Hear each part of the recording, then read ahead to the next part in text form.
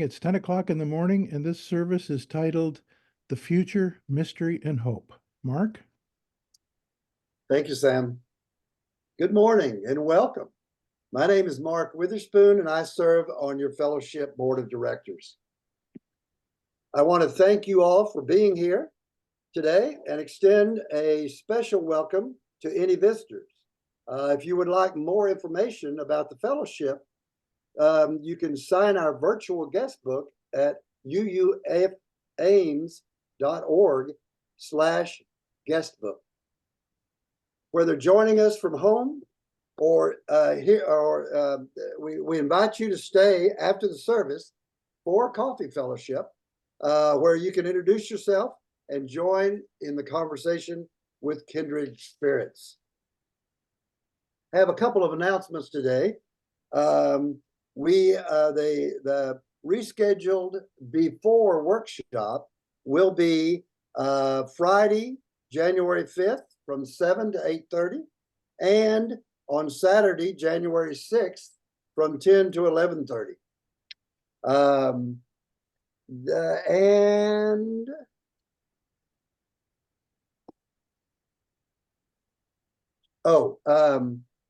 And giving today may be done online at uufames.org.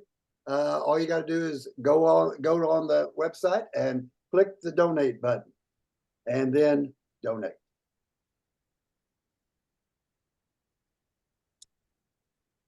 So, on behalf of this caring, nurturing congregation, I welcome each and every one of you to this sacred space.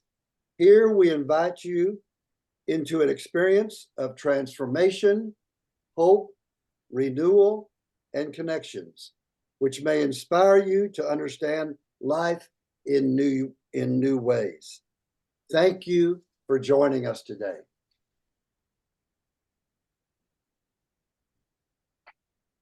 Our chalice lighting is by Leslie Pohl Hosbo. Flame of fire, spark of the universe that warmed our ancestral hearth, agent of life and death, symbol of truth and freedom. We strive to understand ourselves and our earthly home.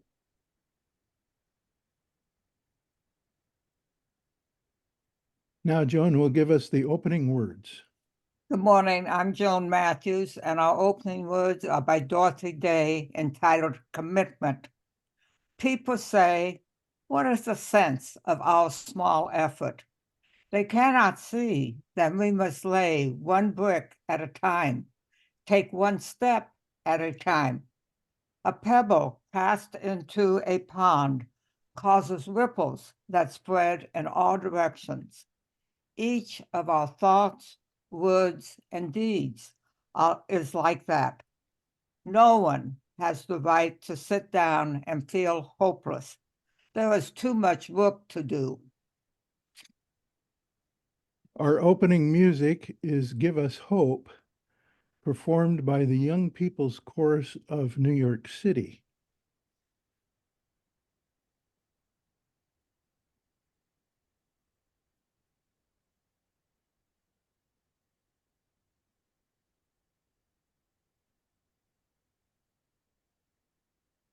When this is over, when this is over, who will I be? who will I be? who will I be? Who will I be? Listen to the sound of my voice. Can you feel the beat of my heart? Listen to the questions I have. Listen to me. It's all very simple to see what we need. Give us hope. My voice is calling. Can you see? Look in my eyes. Can you feel? My hand is reaching.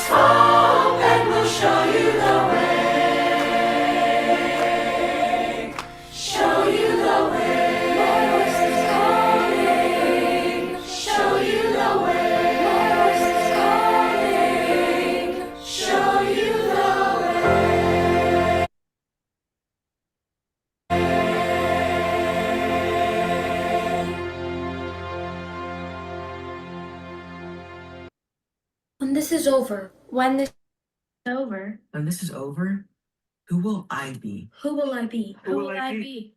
Who will I be? be? Listen to the sound of my voice. Can you feel the beat of my heart? Listen to the questions I ask. Good morning. This is Judy Monget, and today's reading is called Hold Fast to Dreams, written by Langston Hughes. Hold fast to dreams, for if dreams die, life is a broken winged bird that cannot fly.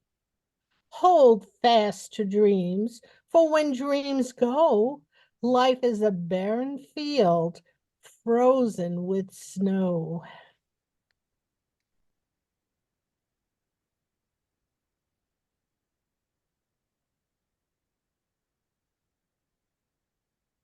Thank you, Judy.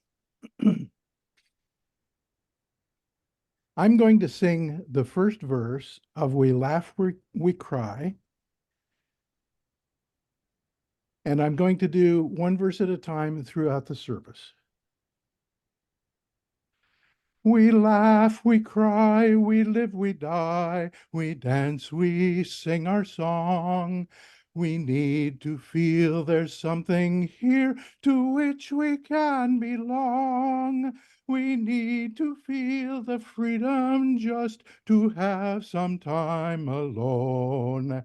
But most of all, we need close friends we can call our very own. And we believe in life and in the strength of love. And we have found a time to be together. We have our hearts to give. We have our thoughts to receive. And we believe that sharing is an answer. Thank you, Sam. Ours is a welcoming community where we find connection, a spiritual community where we find meaning, a sharing community where our joys are amplified, a caring community where our sorrows are lessened. It is a tradition of our community to take this moment to share our joys and sorrows and acknowledge the mutual support of our community. It is a time of sharing, not a time for announcements. If you would like, you can unmute yourself, state your name, share a joy or sorrow, and I will light a milestone candle for you. If there are no other milestones, our last candle is lit for those milestones that have been left unsaid, those we hold gently in our hearts. May we remember those who have spoken, those they have named, and those we hold in silence in our hearts. Let us share a moment of silence together.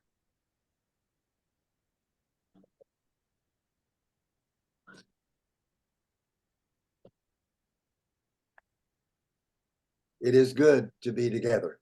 Thank you. The second verse of We Laugh, We Cry. A child is born among us and we feel a special glow. We see time's endless journey as we watch the baby grow. We thrill to hear imagination freely running wild. We dedicate our hearts and minds to the spirit of this child, and we believe in life and in the strength of love, and we have found a time to be together. And with the grace of age, we share the wonder of youth, and we believe that growing is an answer. Thank you, Sam. Good morning. When Sam asked me to talk today about hope in our democracy, I thought, how hard could it be? After all, my oldest daughter is named Hope, and she's a wonderful person who lives in our democracy, and I love talking about her. But it turned out he meant hope in our democracy with a small h, not a capital H. Plus, my daughter is moving to Paris in a few months, so it'd be hard to talk about her living within our democracy. So, as I researched the topic, I found that I had to search a little harder to find hope in our democracy, whether that was my daughter Hope or the hope that has been entwined within our democracy for almost 250 years. Because the United States today is not the United States of our past, it's more conflicted with itself. But if we have studied American history at all, we realize it's not the first time, and it won't be the last time, that Americans are conflicted with themselves. I assume we all know about the Civil War. That's conflict. And our state legislatures and Congress are always arguing about whether to pass this law or that law. But there's debate. Then there's a vote. And sometimes an idea we support sometimes wins, and sometimes it doesn't. But that does not mean that we've lost all hope in our democracy. On the contrary, if you look past the au contraires, you'll find plenty of reasons for hope in our democracy today. So I want to start this discussion today with a quote from American philosopher John Dewey and his approach to democracy. Here's one of the things he said about it. The very idea of democracy, the meaning of democracy, must be continually explored afresh.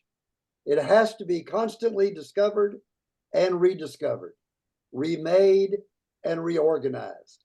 While the political and economic and social institutions in which it is embodied have to be remade and reorganized to meet the changes that are going on in the development of new needs on the part of human beings and new resources for satisfying those needs.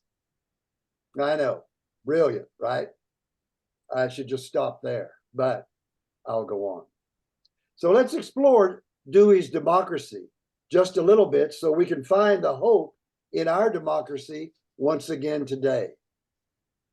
Now, as most of you know, I'm a journalist who worked in newspapers for about 15 years before I became an editorial advisor, educating student journalists at 3 different universities, the last one being Iowa State, of course.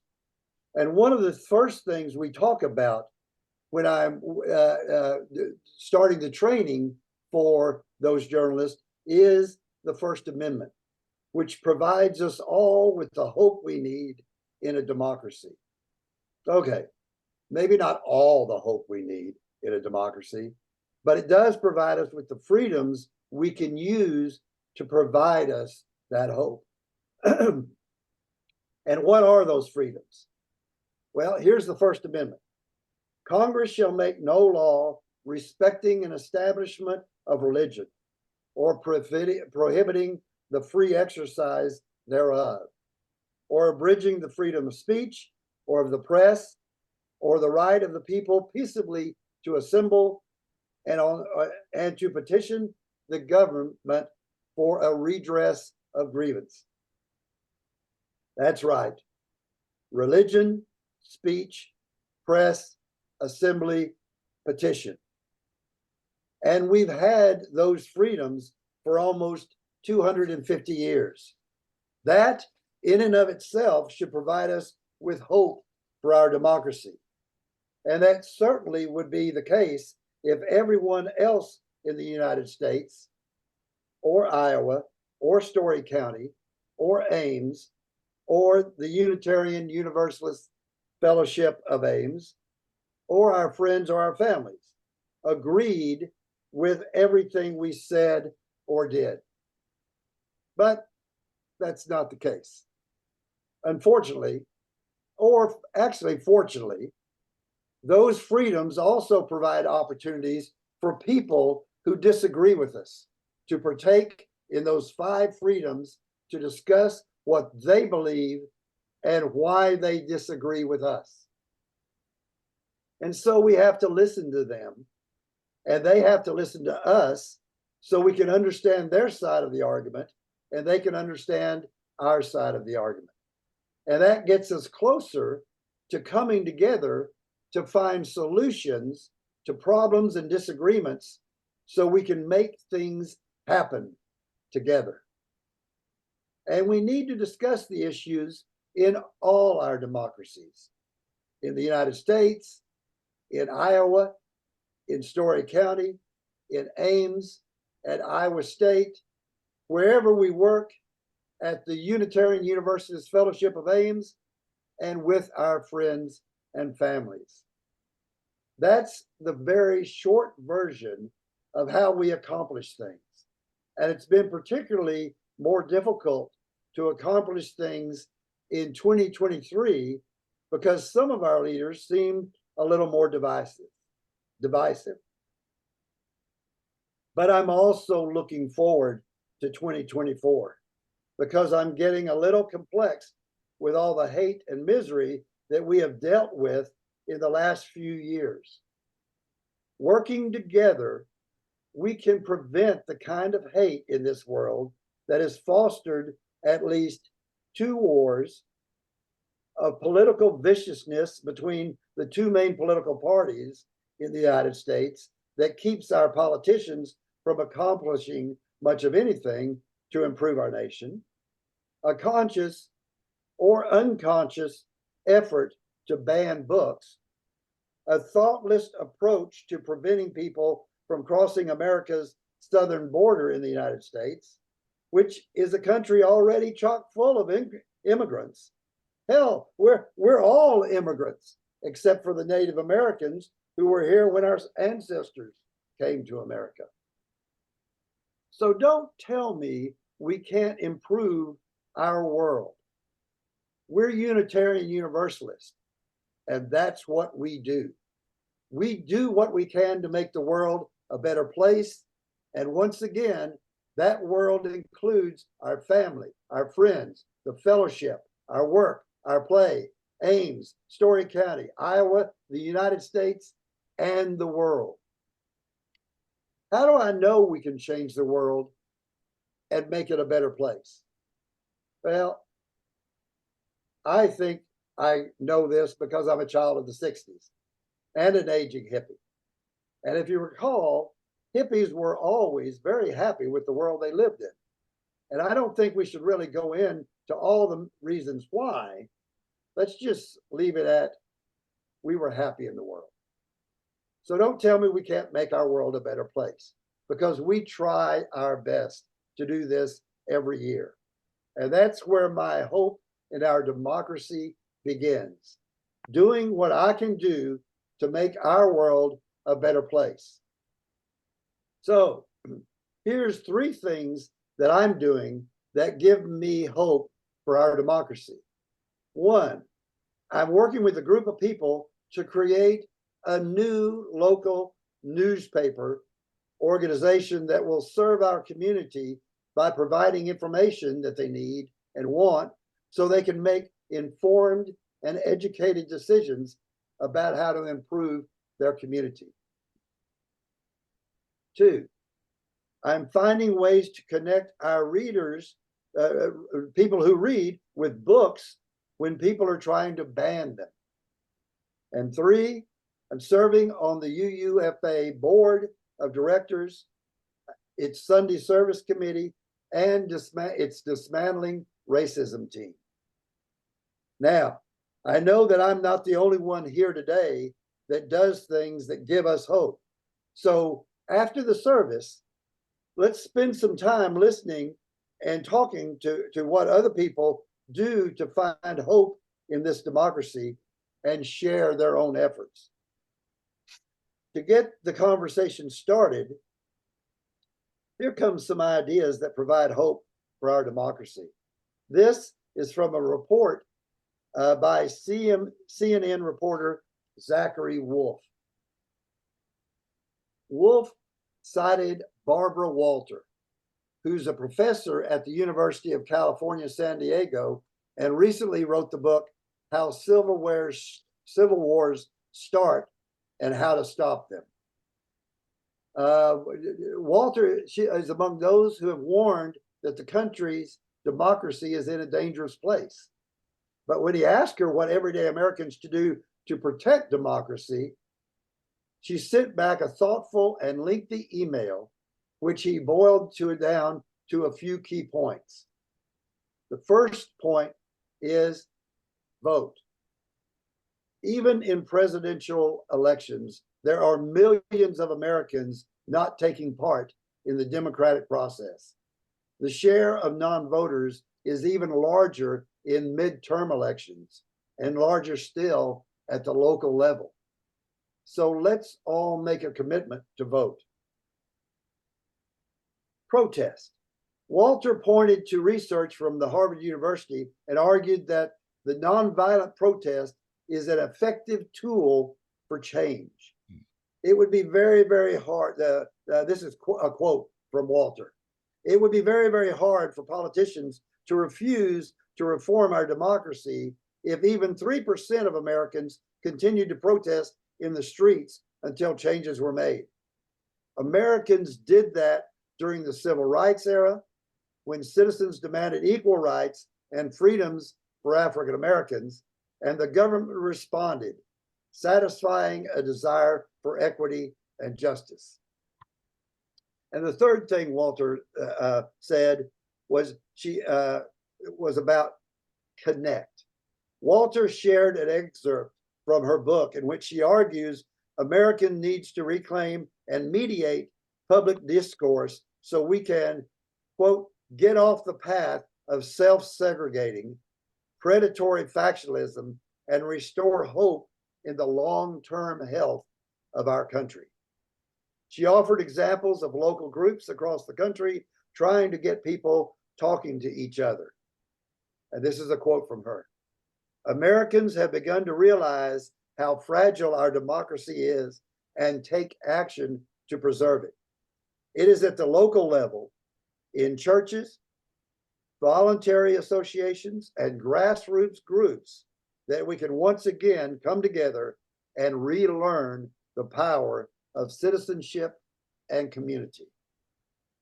We've already started that here at the fellowship. There are plenty of groups looking to bring more Americans into the political process. Represent Us is one that vows to fight corruption at the federal level and enact laws at the local level.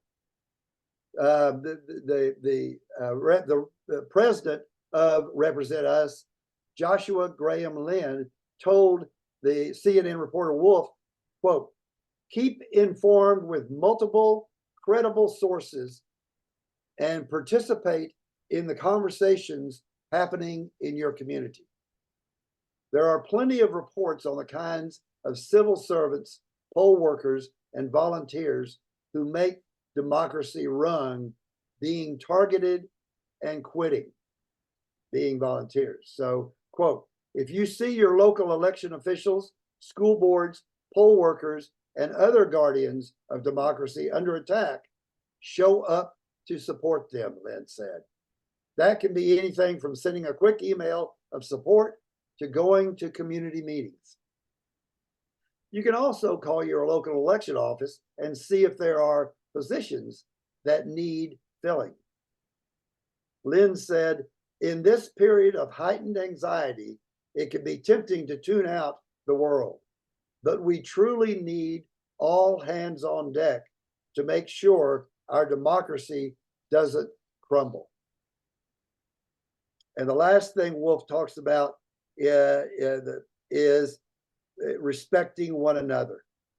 He quotes Ohio Governor John Kasich, who is a Republican and now a CNN contributor. Quote, "The most important thing we can do as individuals is to recognize the intrinsic value of all other people, even people we don't like, people we don't agree with, people we fight with, maybe people that we get so angry we insult. And how does that provide hope for our democracy?" Wolf asked. Quote from Kasich, "Until we all begin to recognize the intrinsic value of all human beings, we are going to continue to erode and have danger in our culture and in the strength of our country." Now, these are just some ideas that we can do to help further our democracy and provide hope for our future. Because hope never ceases to amaze us. Hope never ceases to provide us with the ability to conquer our fears, to work to create a loving community, or to keep trying to live a life filled with optimism and to love others as they love us. May we all find hope together. Thank you, Mark. This is the third verse of We Laugh, We Cry. Our lives are full of wonder and our time is very brief. The death of one among us fills us all with pain and grief. But as we live, so shall we die, and when our lives are done, the memories we share with friends, they will linger on, and we believe in life and in the strength of love, and we have found a place to be together. We have the right to grow. We have the gift to believe that peace within our living is an answer. Science offers hope and understanding. The weather doesn't seem very different from when I was growing up in Iowa. Blistering heat, violent storms, freezing cold and blizzards. Yet the science indicates that we have crossed a number of tipping points and are in a race between gaining control of our climate and mass extinction, including humans. Every winter, I teach a 4-week OLLI course, Understanding Global Climate Change, and it gets harder and harder each year to be optimistic. 19 years ago, Fritz Franzen and I started the Skadberg Science Circle, which thrives to this day as one of the fellowship's affinity groups. The changing climate has certainly been part of our discussions from the beginning. Hoping to reach a wider audience, there have been notable spin-offs. As Mary Richards suggested, Mike Metz and I produce a weekly science program on KHOI Community Radio titled Science Bites, where we discuss interesting science topics and interview local scientists.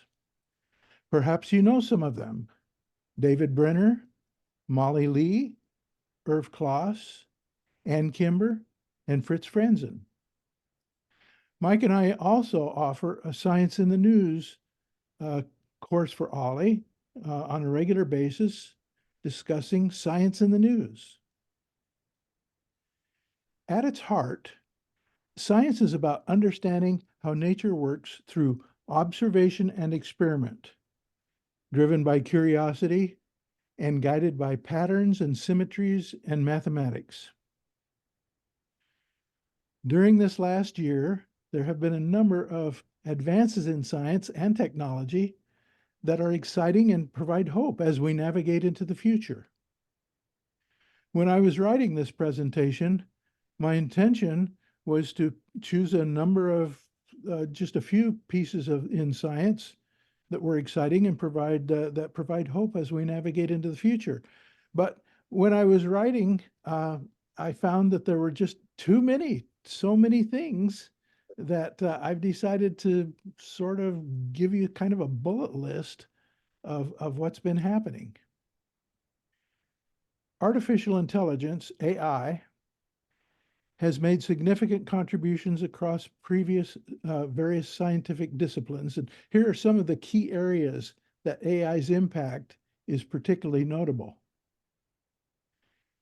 In health and medicine, enhancing diagnostic accuracy in imaging, such as in radiography and pathology. Predicting disease onset and progression, especially in chronic conditions. Personalizing treatment plans, particularly in oncology. Drug discovery and development, reducing time and costs. Managing and analyzing large-scale healthcare data for its insights. In biology and genetics, analyzing genetic data to understand disease mechanisms. Protein structure prediction, notably through tools like AlphaFold. Simulating biological processes to understand complex systems. In chemistry and material science, accelerating the discovery of new materials and chemicals, predicting molecular behavior and interactions, improving the efficiency of chemical synthesis processes, and developing new catalysts and green chemistry solutions. In environmental sciences and climate change, modeling climate change scenarios and impacts, analyzing satellite and sensor data for environmental monitoring, predicting natural disasters and extreme weather events, and optimizing renewable energy systems and resource management. In astronomy and space exploration, processing and interpreting vast amounts of astronomical data, and discovering patterns in star systems, galaxies, and the universe that we didn't know were there.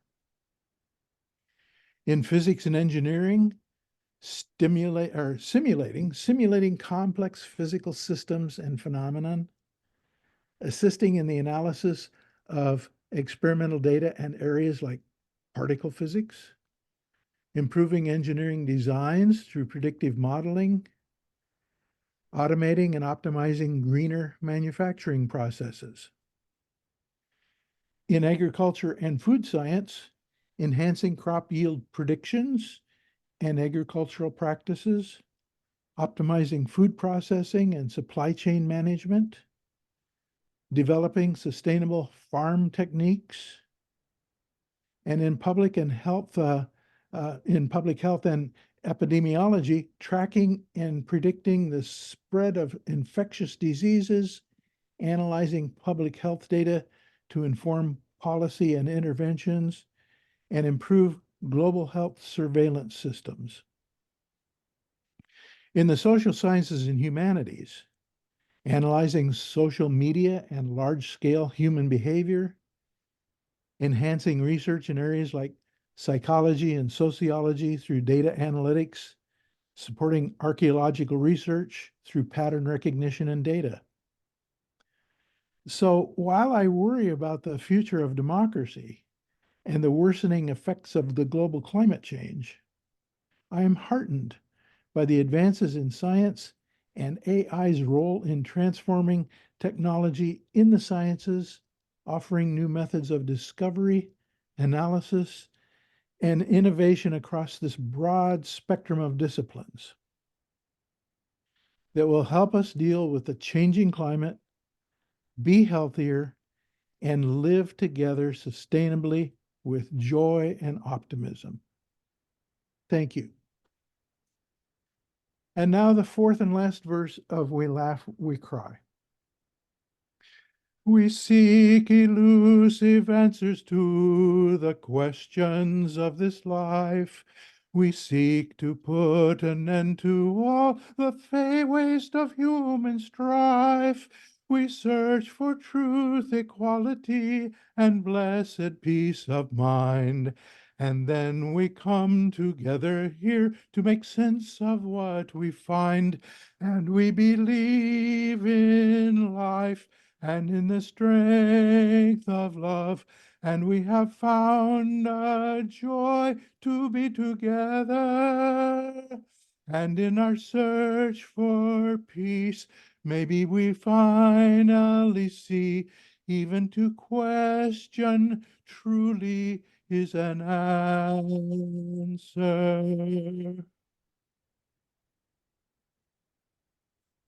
Our closing music, How Can I Keep From Singing, is performed by the New York City Virtual Choir and Orchestra.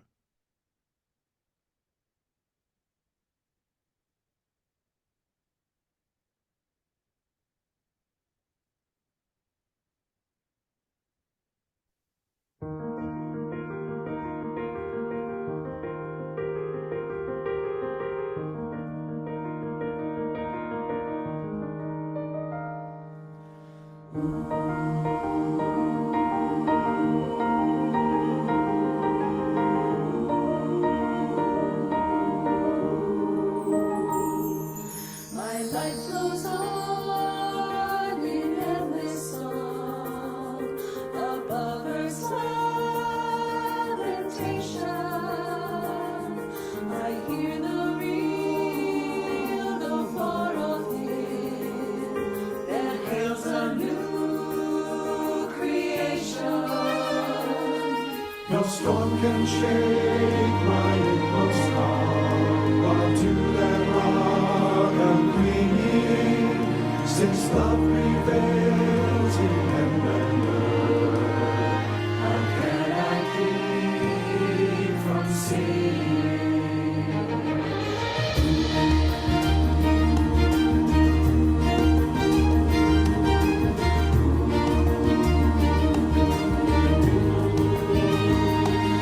While though the tempest round me roars, I know the truth it liveth. And though the darkness round me grows, songs in the night it giveth. No storm can shake my inmost calm, while to that rock I'm clinging, since love prevails in heaven and earth. How can I keep from singing?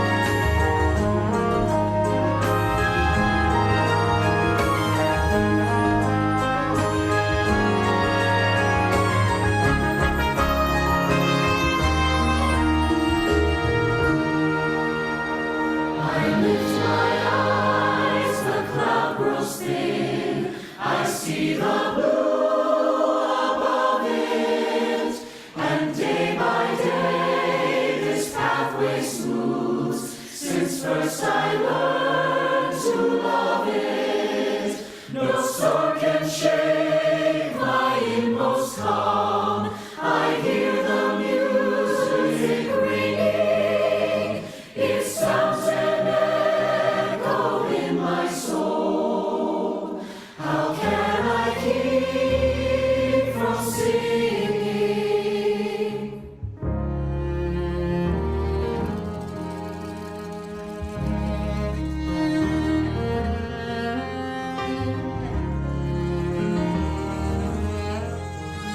How can I keep from singing?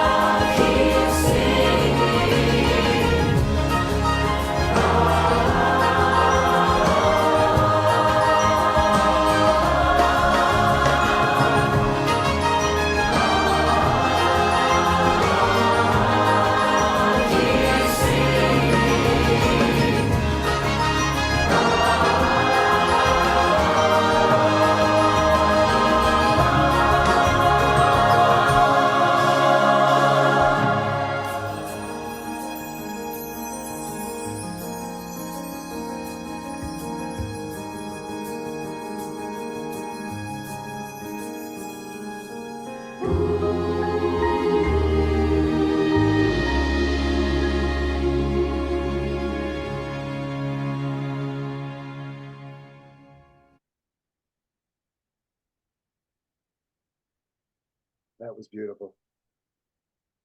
A quick reminder, after we are through, after the closing words, we will have a virtual coffee and conversation and our closing words by John Brigham. Go your way, knowing not the answer to all things, yet seeking always the answer to one more thing than you know.